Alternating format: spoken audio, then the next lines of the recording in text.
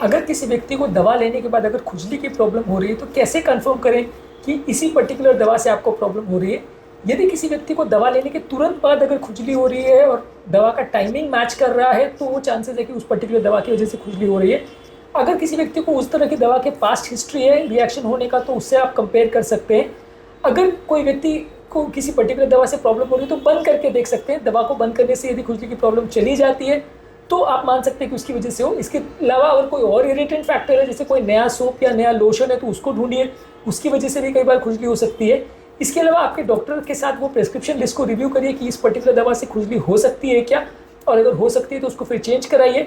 अगर आपका डॉक्टर सलाह देता है तो फिर आप एक एक करके, अगर किसी व्यक्ति को मल्टीपल दवाएं चल रही है तो आप डॉक्टर की सलाह पर एक एक करके दवाइयों को बंद करके देख सकते हैं। उसमें जो दवा को बंद करने के बाद आपको खुजली बंद हो जाती है और रीस्टार्ट करने के बाद अगर खुजली बढ़ जाती है तो ये सबसे पक्का एविडेंस है कि उस पर्टिकुलर दवा से आपको प्रॉब्लम हो रही है। फिर भी अगर समझ में नहीं आए तो एलर्जिक टेस्टिंग आप करवा सकते हैं और जो भी सिम्टम्स हो रही है उसकी प्रॉपर डायरी मेंटेन करें तो आपके पास फ्यूचर का रिकॉर्ड भी रहेगा।